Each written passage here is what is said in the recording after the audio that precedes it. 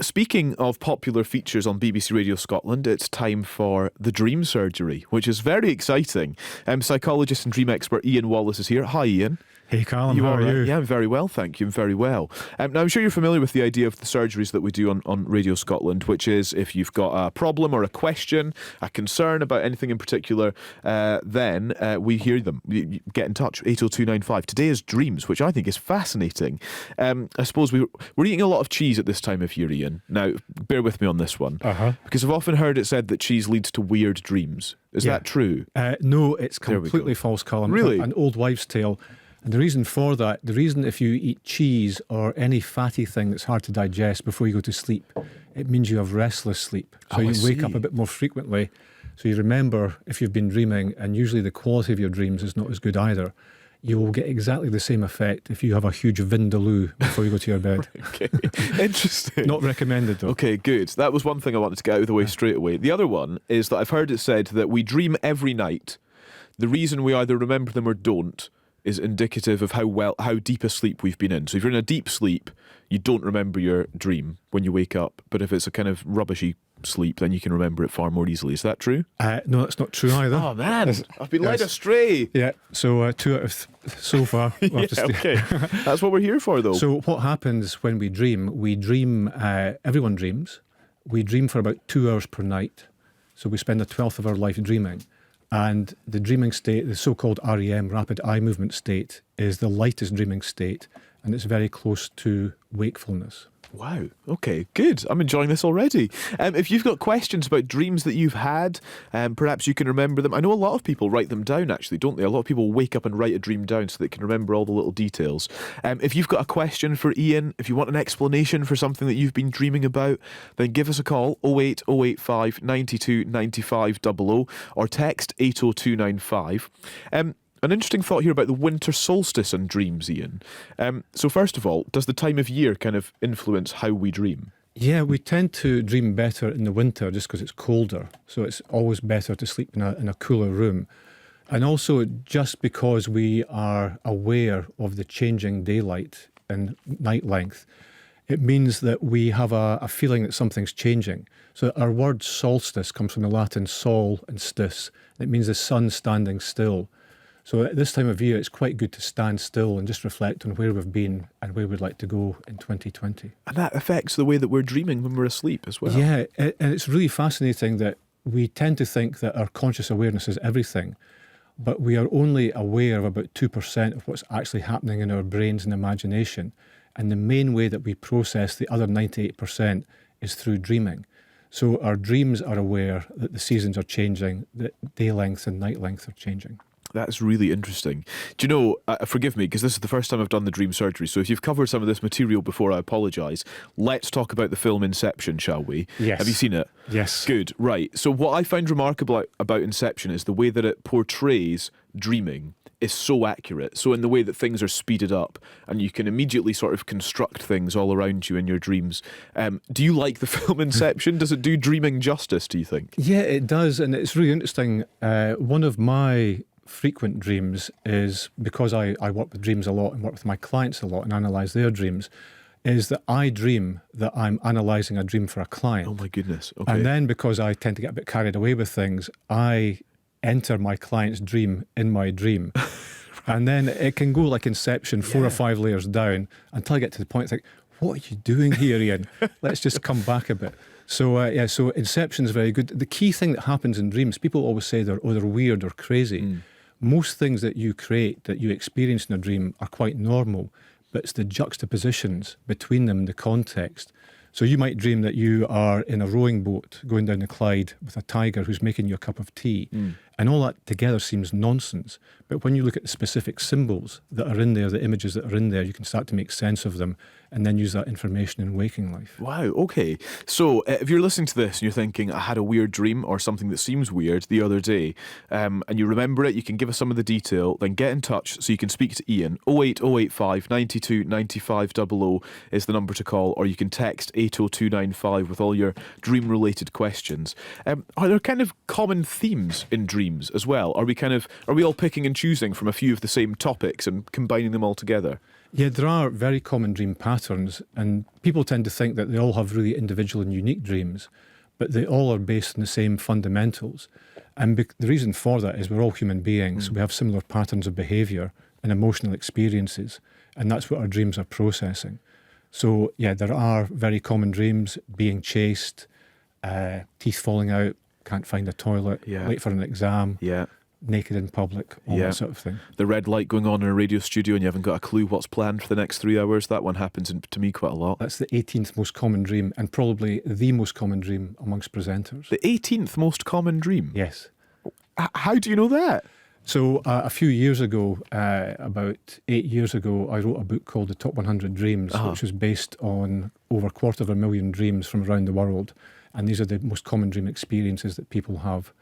So, like a good scientist, I annotated them all, put them in a database, and worked out the ranking. How fascinating. And that specific dream is the 18th most popular, most common, rather. It's around a performance, not an anxiety, but when you have that dream, Callum, you tend to think it's because I'm a really bad presenter. I'm not I think prepared. that all the time, to be fair.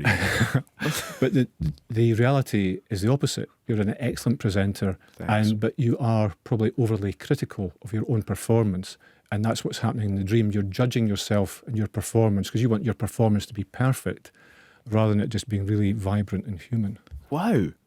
Oh, I'm so fascinated by this. This is amazing. I'm sure you have questions as well. 80295 is the number to text or call 08085 92 95 00. The idea is that you can get your questions in now and we'll get Ian back in a little while to answer some of them and to talk you through some of them as well. Because, I for one could talk to you all day, Ian, is the bottom line of all of this. Do you find yourself dreaming quite a lot and analysing your own dreams then? How does that work for you as somebody who, works in dreams the whole time? Is that weird when you can never have a night off, can you? Because you're just dreaming the whole time. Well, when I go to bed, I say to people, I'm off to work now, off to the dream research facility. But I just really enjoy it because they give so much information and so much insight and entertainment. Yeah. So when I wake up in the morning, I indulge myself in 5 or 10 minutes in just playing back some of the things I've been dreaming about and just making sense of what might be happening for me. Okay. And now I've got a text here. I'm wary of asking it, but I'm just going to take it at face value, okay? My husband keeps dreaming he catches me having an affair. No reason to be dreaming of this, and he's had it every night this week. Yeah, so this is a very, very common dream amongst couples, and it's probably the major cause of upper arm bruising amongst couples. Really? Yeah, because people wake up in the morning and they dream that their partner has been cheating on them, so they immediately punch them on the arm. Oh, no. What were you doing last night? And again, one of the things we always have to remember, Callum, is the dream doesn't happen to us. We happen to the dream and we create everything in it. And the dream is a reflection of who we really are. So when we dream that someone close to us is betraying us in some way or cheating in some way, it shows that in waking life, we are losing confidence in ourselves and we're letting ourselves down in some way and we're cheating ourselves in some way. And usually that's because we are doing the things that other people expect of us rather than doing something that might fulfill our own needs. So it's nothing to do with your spouse or your partner or this lady's husband. It's always about the fact that you need to be more confident in yourself and not let yourself down and betray your own talents. Will that be in any particular walk of life? Would that be in, for example, your profession or in a personal capacity? Is there anything that would define that? It's contextual, so it Right. could depend. But if you are, say it's in your profession, if it's in your career, you might be the person who everyone goes to for help and you never get any of your own work done. Or it may be in a social situation that you feel you have to look after a family member who's not very grateful, but you feel you always have to look after them and you're letting your own self down by not setting boundaries and giving yourself some of your own time. Do dreams ever accurately predict things in your experience? Is there ever a sort of indication in a dream, or is it all purely your own brain at work, isn't it? So I'm trying to work out basically as we turn into the new year if our heads will be predicting anything for us, or is it more kind of hopes and aspirations? So there are two things going on there. There are so-called precognitive dreams, where people dream that some major incident will occur in the future, and that doesn't really happen. So, for example, if there's the unfortunate incident of an aeroplane crashing, then I get lots of emails from people saying, I dreamt that was going to happen. Right. But the reality is that an aircraft crash is the 16th most common dream. So even as you and I are chatting just now and our listeners are listening, people are having that dream. But the other part is that our dreams are not just about the past. They fall in this Bayesian loop where we also project into the future. So we take our past experience and shine that into the future and see what our expectations are. And that can usually work 3 or 4 days in advance and usually a bit longer. So when we dream of something happening, we've got the opportunity to do something in waking life around it. This is BBC Radio Scotland with Callum MacDonald. Good morning. Now it's time to welcome back our psychologist and dream expert, Ian Wallace, for the Dream Surgery. Hi, Ian. Hey, Callum. It's just after Christmas. We're heading towards New Year. What does that mean for our dreams? What does that mean for your dreams? Ian's here to take any questions you may have and try to guide to what they might mean. Perhaps try and explain what might be going on in your head that's causing certain dreams and certain thoughts as well. And as I think is typical, Ian, we've had heaps of texts. 80295 if you'd like to add yours into this pile. So I'm just going to get straight to them. Derek from Troon says, I dreamt that I was driving down a dark country road and became increasingly tired. I did try and fight the feeling. However, I then decided to shut my eyes and went to sleep knowing I would crash. It was terrifying, says Derek. Yeah, that does sound quite a scary dream. It's actually a version of the 8th most common dream of being in an out-of-control vehicle. And anytime we dream about a vehicle, particularly a car that we're driving, we are reflecting on the progress that we're making in our waking life. And it might be something to do with Derek's career, something to do with his job. And the scary bit about that, just not fighting the feeling and feeling tired, suggests that in Derek's waking life, he's just got an opportunity just to let go a little bit, to relax, to revitalise his enthusiasm for some aspect of his work or aspect of his life and reflect on the new possibilities for the new year. So although he feels like he's letting go and things are going to crash, things will spiral out of control, what will probably happen is the car will just roll to a halt and he can have a nice snooze in the driver's seat in a very safe lay-by. Wow, it's so interesting that sort of thought process manifests itself in a dream rather than him necessarily having a waking thought. Do you know what I mean? Why does that emerge while he's dreaming rather than him sitting having his lunch, for argument's sake? So in that thing that we spoke about earlier, that only 2% of our awareness is conscious, then it's quite hard to do that. It's quite hard to take the time to stop and reflect on where we're going. And what we do in waking life is our conscious awareness tends to be very critical and objective and analytical, particularly in the West. So because of that, anytime one of these thoughts comes up, we just tend to squash it and not go with it. But as we process our emotions and experiences during those 2 hours of dreaming every night, then these things just naturally come to the surface. And what we experience in a dream is not reality. So we take real things that have some sort of utility like a car or a road, but we actually work with what they mean. So what a car means to us is the ability to go somewhere of our own choosing, of our own agency, and a road is the path that we take. So the dream takes the meaning of these things in waking life that are real. Interesting. Claire's given us a call. Hello, Claire. Hi, good morning. How are you? Hello. All right? Yeah, very well, thanks. What's your dream question for Ian? The dream question that I have, I've got two if I can. Oh, yeah, go on. One, I tend to find that I'm dreaming the same dream every year. So I'm not too sure when it happens, but I have the reoccurring dreams every year. So how regularly, Claire? Are you saying like once a year you'll have the same dream? Once a year I'll have the same dream, yeah. Okay. And one of them in particularly is about textures. So I will dream about cobble paths, smooth surfaces, and I can feel it, and I wake up feeling very, very sick. I don't know whether that's... Wow. And I have that, and I do have that reoccurring every year. Wow. But then it happens once and goes away? Yes. Oh, right, and okay. Then comes back again maybe in a year's time. Wow, okay. Ian, what do you make of that? Yeah, thanks, Claire. That's a really interesting dream. And when we dream about textures and smoothness and cobbled paths, again, you are considering where you're going with something or how to reach something, some ambition that you want to achieve, Claire. But the interesting part of these, because some are smooth and some are textured, they suggest there's some sort of friction that you are experiencing as you move along that path. And the best way to deal with this, because a dream is just a dream until we put it into action, there's something where you're feeling a bit of friction, and rather than getting really wound up about it or upset about it, the best way to deal with it is just to remain quite unruffled. So you seem just very, very smooth, very easy, very charming on the surface there, so you can remove those obstacles.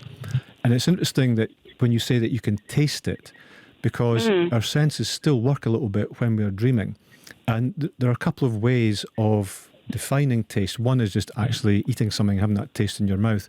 But also taste is that ability to judge something, judge the flavour of a situation and have that sense of refinement.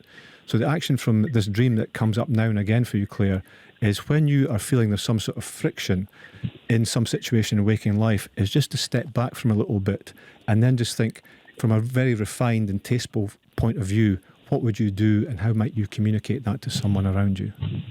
Wow. That's fascinating. Yeah, there you go. No, fascinating. Thank you so much for giving me the answer on that one. Great show as well, guys. Oh, thank you, Claire. That's lovely. you. What are you up to today? How are you spending this weird 27th of December? We have had a fabulous time in Aviemore with some family, and just heading back to Duns now. So yeah. Perfect. Exciting Christmas, and happy to get home. Absolutely. Well, have a safe trip. Thank you, Claire. Lovely to speak to you. If you'd like to ask Ian your question, 08085 92 95 00 is the number to call, or you can text 80295. Here's a message. It doesn't have a name on it, but my husband has a recurring dream where he's lost on the moon with 6 giant armed men made of marshmallow chasing him. The only way to escape their grasp is to chew their arms off. What's this about? Yeah, it sounds like a variation on the classic. I kept dreaming I was eating marshmallows all night and then I woke up and the pillows were gone. But this is actually a real dream. So any time that we're dreaming that we're lost on the moon, there's some situation in waking life where we feel a bit remote from what's going on, that we're kind of outside an orbit that we want to be in. And because it's the moon, it's something also that we're reflecting on. Anytime we dream about eating marshmallows or chewing gum or something sticky in our mouth, it suggests that there's something we really want to say. And because it's marshmallow and these are sweet, we probably tend to sugarcoat what we're saying in real life. So what this lady's husband has to do is just actually speak up sometimes. If he feels a bit excluded, a bit distant from something outside a social orbit or a work orbit he wants to be in, he has to stop speaking nicely to people and just really, really assert himself. And as he does that, this idea of chewing their arms off, it means that they will have less control over him because our arms symbolise our ability to control and take action in our life. So he will be able to take his own action rather than feeling that he has to do what other people are suggesting to him. What I'm feeling about these dreams, Ian, is that actually what could seem worrying and scary on the face of it, they're all just sort of twists on a theme. Is so far anyway, that it's being chased, it's something sweet. It's, these sorts of things that actually, there are themes in all of these things. Yeah, and it's one of my catchphrases is there's no such thing as a bad dream. Because what we do when we dream, then we are actually communicating information from our unconscious awareness to ourselves. And sometimes it seems scary, sometimes it's exhilarating, but it's all just coming from yourself and giving you some guidance in waking life. Wow, okay, here's one from Kirsty. She says, I suffer from sleep paralysis when falling asleep and when waking. It's always accompanied by the most awful nightmares. I panic, I'm left with the most awful feelings afterwards. Why does it happen, and can I do anything to stop it from happening? So sleep paralysis is a really scary experience. And what happens, it's quite a normal physiological process. It usually happens to people who have quite poor sleep quality. So Kirsty might be a shift worker, someone who works in the caring services. She might have a partner who's quite noisy in bed, maybe snores and so on. So the main things that you can do to prevent sleep paralysis is make your bedroom a haven. Just get all the electrical gear out of it, all TVs, computers, all that stuff. Make it nice and cool, very, very dark, so you get good quality sleep. And the other part of it is when you're experiencing sleep paralysis, what happens is that your mind effectively wakes up before your body does. So when we go to sleep, we secrete this substance called glycine from our brainstem that effectively paralyses our large anti-gravity muscles, so back, arms, legs, and so on. And when you are experiencing sleep paralysis, you've effectively paralysed yourself because you're in that deep state of relaxation, but your mind's woken up, and it can take a little time for your body to wake up. And then what happens is sometimes you feel there's a presence in the room, which then can become a shadow or an intruder. And very often you feel that someone is hugging you or sitting on your chest. And the reason for that, because you feel you can't move, you panic a wee bit, you get anxious, and that means your chest gets a bit tighter. So the action, if you're experiencing sleep paralysis, is just try and wiggle your toes, wiggle your fingers, just get some part of your body moving. And as you do that, your breathing will return to normal and your body will start to wake up. and then from then on, the paralysis will disappear. Okay, interesting. A common one, I'm sure, as well. Yes. And just to add to that, I suppose, is and you'll know this, Ian, but the feeling that you're falling, and then you wake up and you snap out of it straight away. Where does that come from? What's that all about? That's the seventh most common dream, and it's got a couple of things going on there. So one is the meaning part of it. So when you dream of falling, there's some situation in waking life where you just have to let go of something, that you're trying to micromanage or over-control something. So it's a bit like Derek's dream. Right. And the other part of it is when we are falling asleep, we release residual tension from our muscles in the same part of the process we were talking about in sleep paralysis there. And as we do that, the last little twitch of residual tension leaving is called the hypnic jerk or myoclonic jerk. And we have that feeling of falling off a pavement or falling down some stairs. And that moment where we feel that we're falling is us literally falling asleep. Wow. That's remarkable. Oh, my word. This is quite the voyage of discovery. Right, okay, we've got a few more minutes with Ian. So 80295 is the text number. If you've got questions about dreaming and what happens when you're asleep, get them to us in the next sort of couple of minutes or so we can get them to him in plenty of time. Right, we're back in the dream surgery then. 80295 is the text number. So if you've got a question, something you want to ask Ian, who's with us, psychologist, dream expert, he can really explain some of these themes that are cropping up in everybody's dreams, it would seem. Didn't mean all of that to rhyme, but that's just what happens, isn't it, when you're just naturally gifted. Right, let's speak to let's hear from Francis next, who's texted, for 2 years, I would always have a dream about me being separated from my partner in a crowded area. And the last time I had this dream, I realised I was going to be left on my own. Since then, my partner has passed away, says Francis. Is there any explanation for all of those connections there, Ian, that you can see? Yes, so when we dream about someone else, we're usually dreaming of some aspect of ourselves. But if it's someone who's very close to us, our partner, then they will figure in our dreams because we have that close connection with them. And we're talking earlier about dreams of the future. And because we can become aware of how someone is, someone's health, and so on, then we can sometimes not predict, but get a feeling for what may occur in the future. So in Francis's dream, that idea of becoming separated, just that feeling of distance, and then other people intruding or being in their life and that distance between them, and then that realization that we're going to be left on our own. So what can often happen in these dreams of loved ones, which is the 20th most common dream, a loved one passing away, we can have that feeling of just becoming a little bit more distant from them. And what we're really doing is making sure that we're okay. Because when someone passes away, it's very easy to spend all our time considering them and not really looking after ourselves. So in Francis's dream, she's just preparing herself for a grieving process and just, again, letting go. Amazing. Jeanette in Glasgow says, I had a dream about a lion that came and lay beside me. He leaned his back on mine and I lay there terrified. He turned his head where his mane was in my face, and I could see the fine detail of his whiskers. I recognised him as my dog, as if he was part of the lion, says Jeanette. Fabulous dream from Jeanette. Ian's excited by this one. Look at this. Well, I'm excited by all of them, but I always really like dreams like this that are quite entertaining or it'd be a really good children's story. When we dream about an animal, we're dreaming about our own creativity, and not our creativity in the fact that we might do some oil paintings or a bit of sculpture, but our ability to solve problems or come up with new things or do things in quite a unique way. And when we dream about a lion, we're dreaming about our pride and confidence.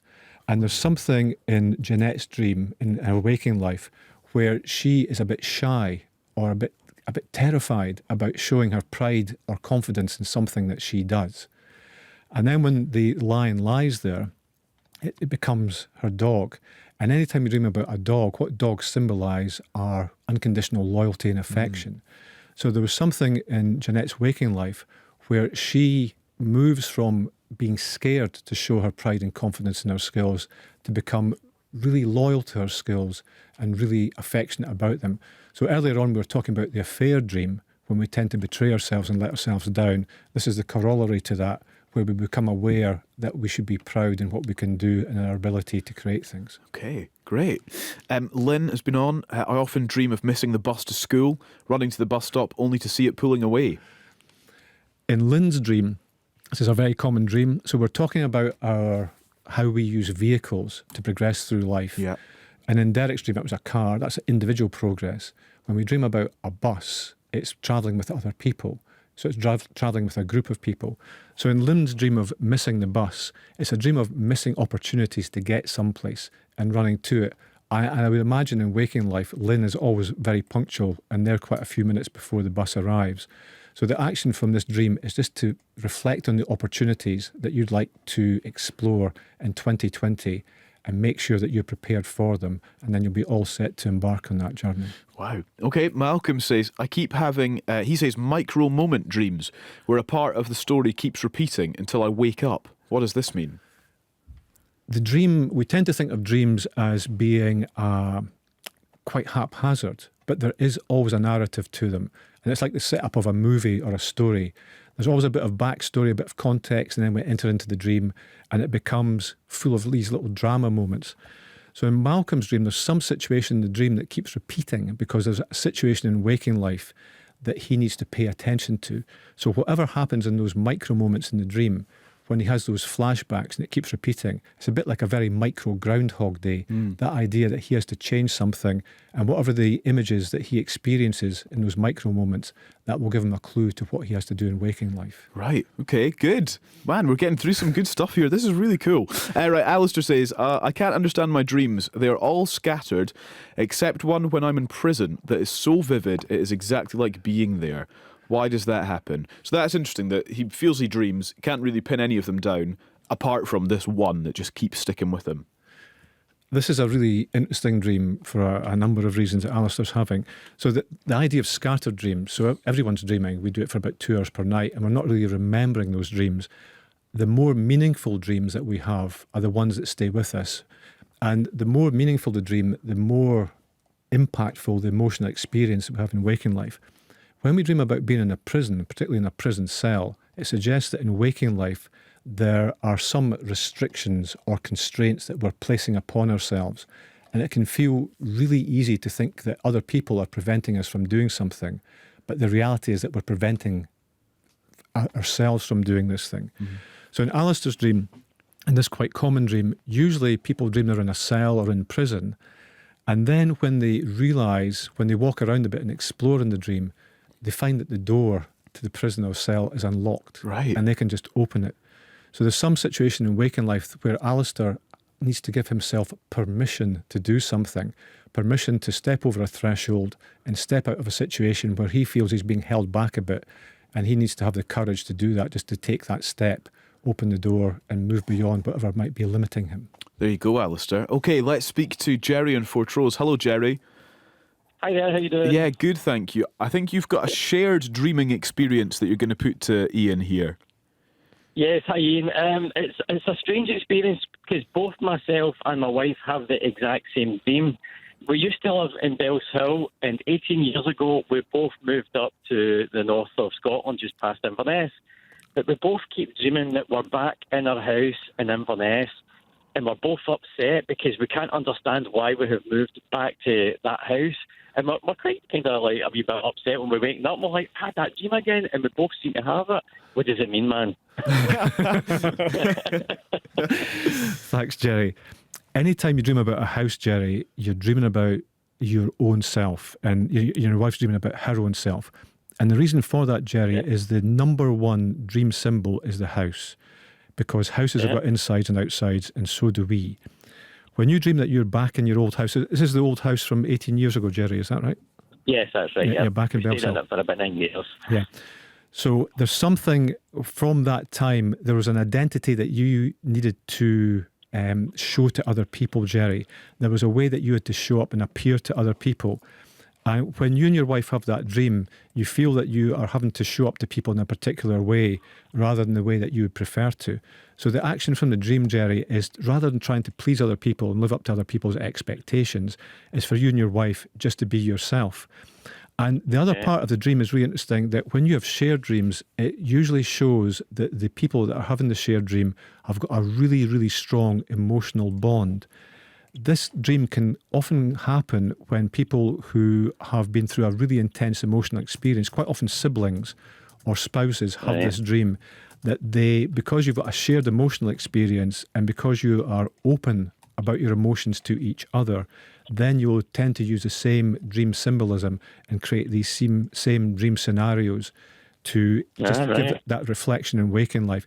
So rather than just thinking about past times, Jerry, and who you've been, we're stepping into a new decade now. Think about who and your wife, who you can become, what you really want to do, what opportunities are opening up for you, and how to make the most of them.